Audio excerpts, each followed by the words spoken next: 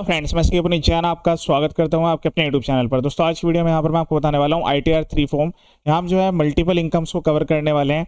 जैसे कि आपकी वो सैलरी की इनकम आ रही है, उसके अलावा आपकी मल्टीपल डीमैट अकाउंट है, short term long term capital gain, intraday, future options, सारी चीज़ हम यहाँ पर कवर करेंगे। अंदर सोर्स की इनकम को भी कवर करेंगे। वीडियो को पूरा एंड तक देखिएगा। लाइव आपके सामने यहाँ पर फाइल करने वाला हूँ। इनकम टैक्स की ऑफिशियल वेबसाइट है www.incometax.gov.in। इस वाली वेबसाइट पर आपको आना है। सबसे पहले पैन कार्ड के थ्रू लॉगिन करना है। लॉगिन यहाँ पर आपको अपना पैन नंबर डालना है, उसके बाद पासवर्ड डालकर कंटिन्यू पर क्लिक करना है। लॉगिन करने के बाद इस टाइप का व्यू आएगा। यहाँ पर select assessment year online, continue पर क्लिक करेंगे। उसके बाद यहाँ पर क्लिक करना है स्टार्ट न्यू फाइलिंग। देन उसके बाद इंडिविजुअल आएगा, प्रोसीड, उसके बाद ITR 3, proceed with ITR 3। Basic question है। यहाँ पर लेट्स गेट स्टार्टेड पर क्लिक करेंगे। फिर उसके बाद यहाँ पहले वाला ऑप्शन सेलेक्ट कर लेंगे, टैक्सेबल वैल्यू वाला। ठीक है, पहले वाला ऑप्शन सेलेक्ट करना है टैक्सेबल, उसके बाद कंटिन्यू पर क्लिक कर देना है। अब यहाँ से इनकम क्राइटेरिया सेलेक्ट करेंगे, सैलरी की इनकम, उसके बाद कैपिटल गेन की इनकम, उसके अलावा कोई आपकी वर्चुअल डिजिटल एसेट्स है तो वो यहाँ से आप सेलेक्ट कर लेंगे, अदर सोर्स की इनकम। उसके बाद आपको जो है कंटिन्यू पर क्लिक करना है। यहाँ से डिडक्शंस का जो क्राइटेरिया दिया है उसमें ऑल पर क्लिक कर लीजिएगा, अगर आप ओल्ड टैक्स रिजीम में ITR को भरेंगे। कंटिन्यू पर क्लिक करेंगे, स्किप द क्वेश्चन, उसके बाद ओके पर क्लिक कर देंगे। पहला पार्ट है जनरल इन्फॉर्मेशन। इसमें क्या है कि डिटेल्स ऑटोमेटिकली आएगी पर्सनल इन्फॉर्मेशन वाले में। तो उसके बाद जो है आपको कॉन्टैक्ट पर क्लिक करना है। यहाँ पर email ID, mobile number, address आप अपडेट कर सकते हैं। इस बार प्राइमरी सेकेंडरी एड्रेस देने का ऑप्शन अलग से दे दिया गया है। ठीक है, उसके बाद फाइलिंग स्टेटस पर क्लिक करेंगे, 31 अगस्त यहाँ से सेलेक्ट कर लेंगे। उसके बाद यहाँ पर जो है आपको ये वाले क्राइटेरिया में यस रखना है। अब ये पूछेगा कि आपने पिछले सालों में ITR जो है वो ओल्ड टैक्स रिजीम में फाइल की थी क्या, तो इस केस में नो है। अगर यस है तो फिर यहाँ पर आपको उसका एक्नोलेजमेंट नंबर देना होगा। और 10 आइए आपने कब भरा था वो एक्नोलेजमेंट नंबर और ईयर सेलेक्ट करना होगा। ये फिर करंट ईयर के लिए क्वेश्चन है कि आप जो है न्यू में फाइल कर रहे हैं ओल्ड में। अगर आप ओल्ड में जाना चाहेंगे तो यस पे क्लिक करेंगे और 10 आइए भरेंगे। इस केस में नो है तो मैंने नो सेलेक्ट कर लिया। उसके बाद ये पर्सन यहाँ पर रेजिडेंट है। ये सारे क्वेश्चन पर्सन स्पेसिफिक हैं। आपके केस में यस है तो यस करके डिटेल भरनी है। उसके बाद ऑडिट इन्फॉर्मेशन पर आएंगे। यहाँ पर हम नो बुक्स ऑफ अकाउंट वाले क्राइटेरिया में फाइल करेंगे। इसमें कुछ हम यहाँ प्रिजम्पटिव इनकम शो करने वाले हैं, जो आपकी इंटरडे वाली इनकम है। उसके अलावा जो आपकी फ्यूचर ऑप्शंस हैं वो सारे के सारे आप चाहें तो यहाँ पर भी रिपोर्ट कर सकते हैं, कोई दिक्कत वाली बात नहीं है। प्रिजम्पटिव में 44AD में वो उसमें कवर्ड हो सकते हैं। उसके अलावा टर्नओवर का क्राइटेरिया है। अगर आपकी टर्नओवर 1 करोड़ तक है तो ये सेलेक्ट करना है, 1 से 10 के बीच में है तो फिर आपको ये क्वेश्चन बताना है कि आपके जो रिसीट्स और पेमेंट जो है वो 5% से ज़्यादा जो है कैश में नहीं होना चाहिए। अगर 5% ऐसा कैश में है तो फिर यहाँ पर ऑडिट के प्रोविजन अप्लाई हो जाते हैं। और अगर 10 करोड़ से ऊपर है तो फिर तो ऑडिट करानी होगा। तो इस केस में टर्नओवर 1 करोड़ तक की है, यहाँ पर ऑडिट के लिए लायबल नहीं है पर्सन। उसके बाद यहाँ आपको नेचर ऑफ बिजनेस तब सेलेक्ट करना है जब आप regular books of account maintain कर रहे हो। तो उसके लिए मैंने सेपरेट वीडियो अपलोड कर दी थी। बैंक अकाउंट इस बार जो है सारे बैंक अकाउंट डालना मैंडेटरी है। कंफर्म पर क्लिक करेंगे। अब यहाँ पर हम सबसे पहले सैलरी का शेड्यूल भर लेते हैं। तो सैलरी जो है वैसे तो ऑटोमेटिकली आती है, लेकिन काफ़ी केस में क्या है कि यहाँ पर TDS डिडक्टेड नहीं है तो वो सैलरी ऑटोमेटिक नहीं आ रही है। वहाँ पर आपको क्या करना है, जो अगर ऑटोमेटिक आ रही है तो भी, अगर नहीं आ रही है तब आप मैनुअली ऐड करेंगे। और यहाँ पर जो है डिटेल्स को एक बार वेरीफाई करेंगे। कुछ डिटेल्स यहाँ पर इरेलीवेंट होती हैं, उसको हम यहाँ पर ऐड नहीं करेंगे। ये जो ITR न्यू टैक्स रिजीम में फाइल कर रहे हैं तो 12,75,000 रुपये तक की आपको एग्जम्पशन मिल जाती है। आपको आपकी कंपनी से इस तरीके से फॉर्म 16 मिलेगा। देखिए लेटेस्ट यहाँ पर एस्टिमेटेड 26-27 मतलब 25-26 का रिगार्डिंग है। उसके बाद जो सैलरी आई हुई है आपकी, मतलब हो सकता है ना कि पूरे साल में आप एम्प्लॉयड ना रहे हो, तो जितनी भी आपकी सैलरी आई है, एक एम्प्लॉयर से 2, 3, 4 जितने भी एम्प्लॉयर्स हैं सबकी डिटेल वहाँ पर अपलोड होगी। तो यहाँ पर सबसे पहले आपको क्या करना है, जो आपके एम्प्लॉयर है उनका नेम लिखना है। यहाँ से उनका नेचर सेलेक्ट करना है। तो इस केस में प्राइवेट है तो मैं अदर सेलेक्ट कर रहा हूँ। बाकी आप गवर्नमेंट या PSU हैं तो उसके अकॉर्डिंग सेलेक्ट करेंगे। फिर उनका एड्रेस, ये सारी चीज़ें आपको फॉर्म 16 में मिल जाएगी। प्रॉपर ये सब चीज़ें चेक करनी है। फिर उसके बाद सैलरी को ऐड करना है। न्यू टैक्स रिजीम में आप पूरी की पूरी वैल्यू बेसिक में भी डाल सकते हैं। जैसे इस केस में है 5,72,317, तो मैं भी पूरी की पूरी वैल्यू इसमें ऐड कर रहा हूँ। ठीक है, अगर आप ओल्ड टैक्स रिजीम में ITR को भरेंगे तो फिर आपको अलग अलग बाइफरकेट डालना होगा, क्योंकि फिर इनकी एग्जम्पशन क्लेम करना चाहते हैं आप, तो उसके लिए अलग अलग ही आपको सैलरी का पार्ट यहाँ पर दिखाना होगा। ठीक है, तो चीज़ यहाँ पर एंटर करने के बाद सेव पर क्लिक करेंगे। 75,000 की बाई डिफॉल्ट यहाँ पर डिडक्शन मिलने वाली है। उसके बाद हम बात करते हैं बैलेंस शीट वाले पार्ट पर। इस पर आपको क्लिक करना है। तो ये देखिए हम यहाँ पर जो है प्रेजेंटिव में जो इनकम है वो शो करेंगे। तो यहाँ पर आपको रेगुलर बुक्स ऑफ अकाउंट वाला जो ऑप्शन है उसको भरने की रिक्वायरमेंट नहीं है, लेकिन नीचे वाला जहाँ पर आप regular books of account maintain नहीं कर रहे हैं वहाँ पर ये वाली डिटेल्स एंटर करनी है। तो में 4 चीज़ों की रिक्वायरमेंट आती है। सन्ड्री डेटर्स, कि आपको जो है कि आप जो बिजनेस कर रहे हैं उसमें आपको किसी से पैसा लेना हो, 31 मार्च को आपने उधार में सामान बेचा हुआ है। सन्ड्री क्रेडिटर्स, कि आपने कुछ परचेज किए हुए हैं गुड्स या सर्विस, कि आपके क्रेडिट बेसिस है 31 मार्च का जो बैलेंस है। आप अगर प्रोडक्ट्स या गुड्स में डील करते हैं तो कितना स्टॉक है 31 मार्च 26, और कैश का बैलेंस कितना है, ये सब चीज़ें डालनी होती है। अगर आपके पास जो डिटेल्स है करेक्ट डालनी है, एज ऑन 31 मार्च को जो भी आपका बैलेंस है वो यहाँ पर हम एंटर कर देंगे, ठीक है। उसके बाद हम यहाँ कन्फर्म पर क्लिक करेंगे। अब उसके बाद देखिए डायरेक्ट यहाँ पर हमें जो है P&L के अंडर में एंट्री करनी है, ट्रेडिंग वाले में एंट्री नहीं होगी इसके रिगार्डिंग। तो इसमें प्रीएम्प्टिव का ऑप्शन यहाँ पर दिया रहेगा, तो यहाँ पर 44 AD आप सेलेक्ट करेंगे। उसके बाद यहाँ पर जो है आपको एडिट पर क्लिक करना है, ठीक है। तो यहाँ पर कुछ बेसिक डिटेल्स है वो आपको देखने के लिए मिलेगी। फिर इसमें आपको क्या करना है, यहाँ पर ऐड पर क्लिक करना है, यहाँ पर नेम ऑफ बिजनेस एंटर करना है।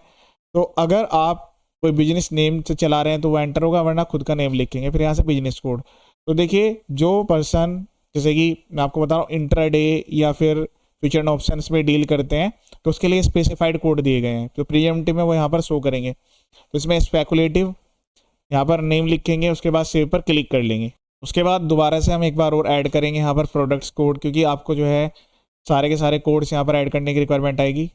और अगर आप जो है शेयर्स में कैपिटल गेन नहीं करते हैं तो बाइंग सेलिंग, जैसे आप उसको भी बिजनेस में अगर दिखाना चाहते हैं तो ये वाला कोड सेलेक्ट कर लेंगे, नेम ऑफ बिजनेस, उसके बाद सेव पर क्लिक कर देना है। और उसके बाद ये डिटेल्स डालने के बाद यहाँ पर आपको ग्रोस टर्नओवर या फिर रिसीट्स एंटर करनी होगी। तो जो आपकी बैंक मोड से, ऐसा ऑनलाइन मोड से, तो जो भी आप ये इंट्राडे फ्यूचर ऑप्शन कर रहे होंगे वो तो सारा का सारा जो है आपका ऑनलाइन मोड वाला ही है, तो डिटेल्स यहाँ पर आप एंटर करेंगे। उसके अलावा कोई आप अदर बिजनेस करते हैं तो कैश में या किसी अदर मोड में है, वो डिटेल यहाँ पर आएगी। जो ये वाला है आपका फर्स्ट वाला पोर्शन है, तो इस वाले पोर्शन के लिए आप जो है 6% और एक्चुअल जो भी आपने अर्न किया है वो हायर अमाउंट आप यहाँ पर दिखा सकते हैं। बाकी बी और सी दोनों को जोड़कर आप जो है मिनिमम 8 और विच एवरेज हायर जो भी आपने अर्न किया है वो यहाँ पर आपको दिखाना होगा। डिटेल्स डालने के बाद सेव पर क्लिक करेंगे। तो यहाँ पर जो डिटेल्स आपको इस तरीके से ही यहाँ पर अपडेट करने की रिक्वायरमेंट है, बस इसकी एक कंडीशंस होती है। यहाँ पर 2 करोड़ तक की आप रिपोर्ट कर सकते हैं, जो कि आपकी कैश या अदर मोड वाली ट्रांजेक्शन है। जो आपकी ऑनलाइन मोड वाली ट्रांजेक्शन है उस केस में आपको 3 करोड़ तक की टर्नओवर मिल जाती है। तो इस तरीके से प्रॉपर्ली सही तरीके से आपको डिटेल्स एंटर करनी है। उसके बाद यहाँ आप जो है कन्फर्म पर क्लिक कर देंगे। और इसके बाद यहाँ बात करते हैं जो हमारा स्केड्यूल है कैपिटल गेन वाला, तो उसके लिए CG करके स्केड्यूल है, इस पर हम क्लिक करेंगे। क्लिक करने के बाद यहाँ पर आपको जो है short term long term 2 details अलग अलग दिखाई देगी। तो पहले हम शॉर्ट टर्म की डिटेल्स एंटर करेंगे, शॉर्ट टर्म पर क्लिक करेंगे। इसको यहाँ पर स्क्रॉल करने के लिए 3rd नंबर का एक ऑप्शन आता है, यहाँ ऐड पर क्लिक करेंगे। उसके बाद 111 है, इस पर जो भी आपका गेन होगा उस पर 20% का फ्लैट टैक्स लगने वाला है। उसके लिए आप जो है स्टेटमेंट डाउनलोड कर लीजिएगा। केस में क्या है कि 2 अलग अलग ब्रोकर्स के द्वारा यहाँ पर ट्रांजेक्शन एग्जीक्यूट हुई है। इस तरीके से आपको डिटेल मिलेगी, शॉर्ट टर्म लॉन्ग टर्म जो भी आपका फ्यूचर ऑप्शन इंट्राडे है। तो हम यहाँ पर प्रॉपर बुक्स ऑफ अकाउंट्स वाले तरीके को फॉलो नहीं कर रहे हैं, हम प्रीजेम्प्टिव में शो कर रहे हैं जो भी आपका इंट्राडे है, एफ&ओ है, या फिर उसके अलावा जो आपका अदर बिजनेस है। तो अगर आपका लॉस आ रहा है तो भी आपको कम से कम 6% प्रॉफिट दिखाकर उसको रिपोर्ट करना होगा। तो ये तो हमने ऑलरेडी वहाँ पर रिपोर्ट कर दिया है। ध्यान रहे प्रीजेम्प्टिव ऑप्ट करने की अपनी अलग कंडीशंस भी होती है, उनका भी आपको ध्यान रखना है। और जो आपका ये short term long term capital gain है उसके लिए आपको रिपोर्ट की रिक्वायरमेंट होगी इस तरीके से। अब यहाँ पर क्या करना होगा, जैसे एक तो इस केस में क्या है कि इस वाले ब्रोकर के द्वारा डीलिंग है और एक दूसरे ब्रोकर के द्वारा भी डीलिंग है। तो आपको क्या करना होगा कि दोनों की स्टेटमेंट को डाउनलोड करना है, फिर जो उनकी वैल्यूज हैं शॉर्ट टर्म की अलग और लॉन्ग टर्म की अलग, उन दोनों को टोटल करके लिखना होगा। तो देखिए इस केस में क्या है कि जो दूसरे ब्रोकर है पर शॉर्ट टर्म की कोई भी डिटेल्स एंटर नहीं है। तो मैं अभी फिलहाल इसी वाली टेबल से जो शॉर्ट टर्म की वैल्यूज है वो एंटर करूंगा। इसमें सेल की वैल्यू और जो बाई की वैल्यू है इनका आपको टोटल कर लेना है, ठीक है। तो मैं अभी यहाँ पर जो है इसको टोटल कर लेता हूँ। तो यहाँ पर आपको टोटल लगा लेना है इस तरीके से। अब इसके बाद जो सेल की वैल्यू है वो हम डायरेक्टली यहाँ पर एंटर कर देंगे और जो परचेज की वैल्यू है वो यहाँ पर एंटर होगी। रिगार्डिंग जो कॉस्ट या फिर एक्सपेंसेस है वो भी आप क्लेम कर सकते हैं शॉर्ट टर्म में भी लॉन्ग टर्म में भी, लेकिन एसटीटी अलाउड नहीं होता। तो आपको क्या करना होगा, आपकी जो भी टर्नओवर है intraday short term long term उसी रेशो में बाइफरकेट करके वो आप क्लेम कर सकते हैं एक्सपेंसेस। देखिए यहाँ पर जो है शॉर्ट टर्म कैपिटल गेन हुआ है। इसके बाद हम सेव पर क्लिक कर लेंगे। ये जो हमारा शॉर्ट टर्म और लॉन्ग टर्म कैपिटल गेन होता है इसकी हमें एक जगह पर और भी रिपोर्टिंग करनी है। तो जो मैंने भी आपको एक्सेल फाइल दिखाई है इसमें यहाँ पर ट्रेड वाइज रिपोर्ट भी अवेलेबल है। एक्सेल दी रहती है अलग अलग, उसकी जो रिपोर्टिंग है वो हमें यहाँ पर भी करनी होगी टेबल नंबर एफ में, अदरवाइज आपकी जो आईटीआर है प्रोसेस ही नहीं हो पाएगी, मतलब आप फाइल नहीं कर पाएंगे। जो आपका शॉर्ट टर्म कैपिटल गेन 20% वाला टैक्सेबल है, उसको 5 अलग अलग पार्ट में आपको दिखाना है कि अप टू जून कितना था, फिर सितंबर कितना था, 15 सितंबर, फिर 15 दिसंबर तक, 5 अलग अलग पार्ट ये आपको इससे इंटरेस्ट कैलकुलेट करता है। तो अगर आपके पास डिटेल अवेलेबल है तो आप एंटर करेंगे, अदरवाइज पहले वाले पार्ट में भी एंटर कर सकते हैं।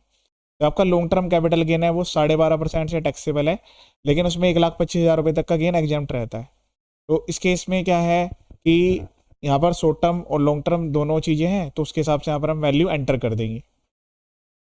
अब शॉर्ट टर्म के बाद हम यहाँ पर लॉन्ग टर्म जो वैल्यूज है वो एंटर करेंगे, इसका भी हमने टोटल कर लिया है।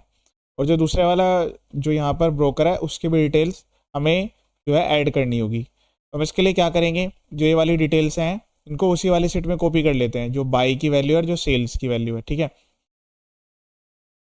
मैं फिलहाल यहाँ पर ये दोनों वैल्यूज ऐड कर लेता हूँ उसी में ही।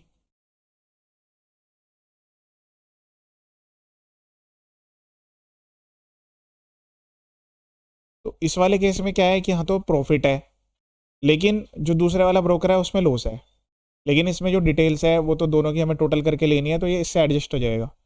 तो मैं इस अभी फ़िलहाल क्या कर लेता हूँ, जो दोनों की डिटेल्स है उनको यहाँ पर ऐड कर लेता हूँ।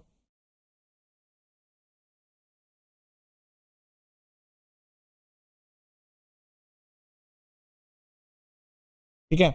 अब इसके बाद जो सेल वैल्यू है उसमें से हमें जो परचेज वैल्यू है वो लेस करनी है, तो सॉफ्टवेयर में ऑटोमेटिकली आएगी। देखिए यहाँ पर जो गेन था आपका वो था 1673 का, और जो दूसरे वाली रिपोर्ट है उसमें यहाँ पर लॉस आ रहा है 423.99 का, तो दोनों आपस में एडजस्ट हो गए हैं। नेट ये गेन है और इस पर भी कोई टैक्स नहीं लगेगा क्योंकि 1,25,000 तक का तो एग्जाम्प्ट है। चलिए अब हम इसको पोर्टल पर एंटर कर लेते हैं। उसके लिए आपने देखा होगा जैसे हमने यहाँ पर शॉर्ट टर्म एंटर किया था उसके नीचे यहाँ पर लॉन्ग टर्म की डिटेल आती है, तो आपको स्क्रॉल करना है, पॉइंट नंबर 4 में आना है, एडिट पर क्लिक करना है, उसके बाद व्यू स्केड्यूल पर क्लिक करना है, यहाँ पर ऐड पर क्लिक करना है। इसमें जो शेयर्स है सारे के सारे 31 जनवरी 2018 के बाद के बाय हैं। उसके बाद यहाँ हम सेल की वैल्यू लिखेंगे, यहाँ परचेज की वैल्यू लिखेंगे, इससे रिगार्डिंग जो भी एक्सपेंस है वो यहाँ आप क्लेम कर सकते हैं। तो पहले मैं वैल्यू एंटर कर लेता हूँ।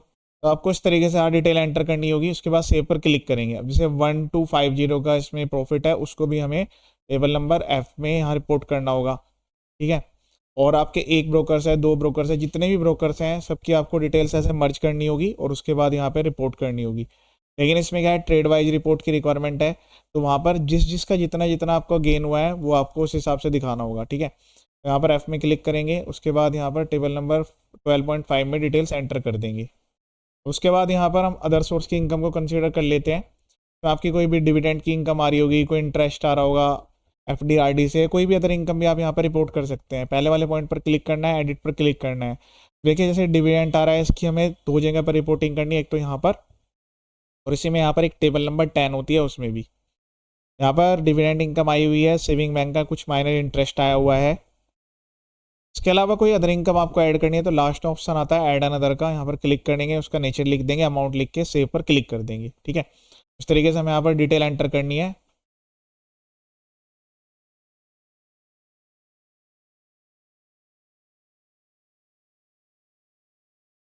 पहले पेज में यहाँ पर आपको टेबल नंबर 10 में डिटेल देनी होगी। जो पहले वाला पॉइंट है डिविडेंड इनकम, इसको 5 अलग अलग बाय पार्ट में बाइफरेट करना है। अगर आपके पास डिटेल है तो ठीक है, नहीं तो पहले वाले पार्ट में पूरी वैल्यू दिखा सकते हैं। उसके बाद कंफर्म पर क्लिक करेंगे, टैक्स पेड वाले ऑप्शन पर क्लिक करेंगे। जो भी आपके टीडीएस है, सैलरी का टीडीएस यहाँ पर आता है, इसके इसमें सैलरी का टीडीएस नहीं है और कोई अदर टीडीएस भी नहीं, क्योंकि एफडीआरडी में भी कोई टीडीएस नहीं है, लेकिन फिर भी आपको डिटेल्स को एक बार चेक करना है। तो यहाँ पर कोई टीडीएस नहीं आ रहा है तो 26 एस में से भी मैनुअली आप ऐड कर सकते हैं। उसके अलावा आपने कोई टीसीएस भरा है या कोई एडवांस टैक्स है आपका, कोई टीसीएस कलेक्ट हुआ है, एडवांस टैक्स कोई आपने सेल्फ असेसमेंट टैक्स भरा है, डिटेल हमें यहाँ पर पहले ऐड करनी होगी। फिर उसके बाद यहाँ पर कंफर्म करके उसके बाद पहले टैक्स की पेमेंट होगी, तब यहाँ पर उसके बाद आईटीआर फाइल करेंगे। तो इसमें आपको जो है एक बार पार्ट बीटीआई पर क्लिक करके अपनी कंप्यूटेशन ऑफ टोटल इनकम को चेक कर लेना है। फिर उसके बाद कंप्यूटेशन ऑफ टैक्स लायबिलिटी को वेरीफाई करेंगे। देखिए इसमें क्या है कि जो नॉर्मल टैक्स स्लैब है उसके अकॉर्डिंग तो 12 लाख तक कोई टैक्स नहीं है। सैलरी केस में 75,000 एक्स्ट्रा मिल जाते हैं, लेकिन जो स्पेशल रेट वाली इनकम है उस पर आपका 20% से टैक्स लगता है। जो इसमें गेन आ रहा था उसके हिसाब से ये टैक्स कैलकुलेट हो गया है। अब पहले हम इस टैक्स को भरेंगे 9064, उसके बाद यहाँ पर जो है हम फाइनल बाद में आईटीआर फाइल करेंगे। तो डायरेक्ट भी पे नाउ का ऑप्शन आता है, या आपको इसके अलावा ई फाइल में जाना है, यहाँ पर ई पे टैक्स पर क्लिक करना है। उसके बाद यहाँ पर ऑप्शन मिलेगा इनकम टैक्स एक्ट 1961, कंटिन्यू पर क्लिक करेंगे। उसके बाद यहाँ पर न्यू पेमेंट पर क्लिक करना है, इनकम टैक्स पर क्लिक करना है। जो की वैल्यू जा रही है, अगर आप चाहें तो उससे थोड़ा ज़्यादा भी जमा कर सकते हैं, वो आपका प्रोसेस होकर बाद में रिफंड हो जाएगा। Self assessment tax financial year 25-26। उसके बाद नेक्स्ट पर क्लिक करेंगे, कंटिन्यू पर क्लिक करके यहाँ पर आपको वैल्यू लिख देनी है, ठीक है।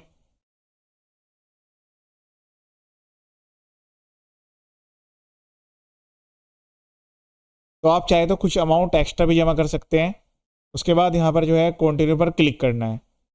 कंटिन्यू पर क्लिक करने के बाद अब यहाँ पर जो है आपको ऑप्शन देखने के लिए मिलेगा।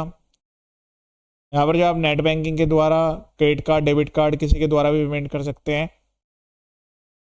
यूपीआई के द्वारा, फोन पे, गूगल पे, पेटीएम, उसके द्वारा भी हो सकता है। तो मैं यहाँ पर अभी यूपीआई के द्वारा पेमेंट कर रहा हूँ। देखिए नेट बैंकिंग में तो डायरेक्ट नेट बैंकिंग आपको ऑप्शन सेलेक्ट करना है, फिर उसके बाद यूजर क्रेडेंशियल डाल के पेमेंट हो जाएगी। डेबिट कार्ड में भी सेम ऐसा ही है।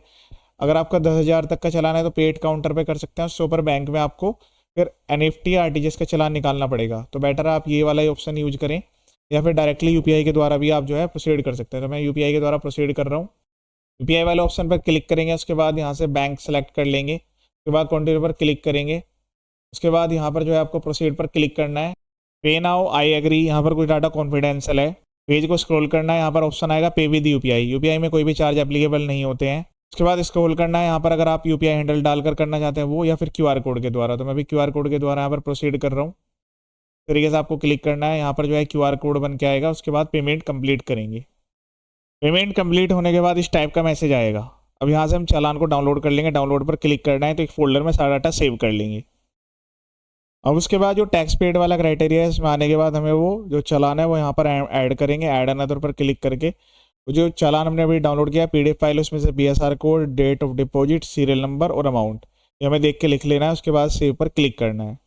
उसके बाद कन्फर्म पर क्लिक करेंगे। उसके बाद यहाँ पर आपको टोटल इनकम को एक बार वेरीफाई कर लेना है। फिर उसके बाद प्रोसीड टू वेरीफाई पर क्लिक करेंगे। उसके बाद प्रोसीड टू वेरिफिकेशन पर क्लिक करेंगे। उसके बाद नेक्स्ट पेज आएगा। लेस एंटर करके प्रोसीड टू वैलिडेट पर क्लिक करेंगे। अगर कोई भी एरर होगी तो यहाँ पर आपको देखने के लिए मिलेगी। देखिए यहाँ पर ये लिख रहा है, ये शॉर्ट टर्म और जो कैपिटल गेन वाला स्केड्यूल है उसमें जो डिटेल्स है प्रॉपर्ली एंटर नहीं हुई। तो इसके लिए हम यहाँ पर क्लिक करेंगे डायरेक्टली। यहाँ से भी जो है आप रीडायरेक्ट हो जाएंगे। डायरेक्ट होने के बाद यहाँ पर जो इन्फॉर्मेशन है उसमें डिटेल्स को प्रॉपर्ली आपको यहाँ मेंशन कर देना है। फिर से प्रोसीड टू वेरिफिकेशन पर क्लिक करेंगे। डिटेल्स को वेरीफाई करना है, नेम सेलेक्ट करके प्रोसीड पर क्लिक करेंगे। उसके बाद वैलिडेशन सक्सेसफुल का मैसेज आएगा। प्रीव्यू पर क्लिक करके रिटर्न को प्रीव्यू करेंगे। फिर उसके बाद प्रोसीड करेंगे। उसके बाद प्रोसीड टू वैलिडेशन पर क्लिक करेंगे। यहाँ पर डाटा वैलिडेट होगा। उसके बाद हम नेक्स्ट पर क्लिक करेंगे। फिर उसके बाद आईटीआर को ई वेरीफाई करेंगे। यहाँ पर आपको एक एरर देखने के लिए मिलेगी। तो देखिए यहाँ पर जो डिविडेंड इनकम है उसको हमने P&L के थ्रू नोट नहीं किया है, पर्सनल या आईटीआर हम फाइल कर रहे हैं इंडिविजुअल पर्सन की। तो आपको इस वाली एरर को अगर यहाँ पर रिमूव करना है तो पहले आपको डिविडेंड इनकम को बिजनेस में ऐड करना होगा, फिर अदर स्केड्यूल में जाकर उसको अलग करना होगा। लेकिन इस केस में हम बिजनेस की इनकम हम शो नहीं कर रहे हैं, तो आपको इसको इग्नोर करते हुए प्रोसीड टू वैलिडेशन पर क्लिक करना है। उसके बाद ई वेरीफाई नाउ कंटिन्यू पर क्लिक करेंगे। आधार वाले ऑप्शन को सेलेक्ट करना है, आधार ओटीपी वाले को कंटिन्यू पर क्लिक करना है। आई एग्री पर क्लिक करके जनरेट आधार ओटीपी, जो आधार में मोबाइल नंबर रजिस्टर्ड है उस पर ओटीपी जाएगा। उसको वेरीफाई करते आपकी जो रिटर्न है वो यहाँ पर फाइल हो जाएगी। तो मैंने कंप्लीट प्रोसेस बता दिया आपको ITR 3 फाइल करने का। अलग अलग पर्सनस की अलग अलग इनकम है, अलग अलग क्राइटेरिया है, अलग अलग तरीके से आप ITR फाइल कर सकते हैं। इस वाले मोड में फाइल करने से यह है कि आपको proper books of account maintain करने की रिक्वायरमेंट नहीं है। आपकी इनकम अगर 2.5 लाख से ज़्यादा है तब भी रिक्वायरमेंट नहीं है, ठीक है। OTP एंटर करके वैलिडेट पर क्लिक करना है। यहाँ पर मैसेज आएगा, सबमिट पर क्लिक कर देंगे। उसके बाद प्रोसीड पर क्लिक कर देंगे। यहाँ पर मैसेज आ गया, successfully filed and verified your return. यहाँ से एक्नॉलेजमेंट डाउनलोड कर सकते हैं और ई फाइल में जाकर व्यू फाइल रिटर्न में पूरी ITR भी डाउनलोड कर सकते हैं। कंप्यूटेशन आपको अलग से तैयार करने की रिक्वायरमेंट आएगी, इसके लिए आप गूगल की हेल्प ले सकते हैं। वीडियो के डिस्क्रिप्शन में भी ऑप्शन अवेलेबल है, मैंने वैसे अलग से वीडियोज अपलोड किए हुए हैं। यहाँ पर कंप्यूटेशन आप कैसे ड्राफ्ट कर सकते हैं वो वीडियोज में बताया गया है। ITR 1 2 3 4 के सारे वीडियो यहाँ पर अवेलेबल है। चैनल का पर्पज फुली एजुकेशनल है। वीडियोज को शेयर करें ताकि सभी को इसका बेनिफिट मिल जाए। ये वीडियो देखने के लिए थैंक यू सो मच।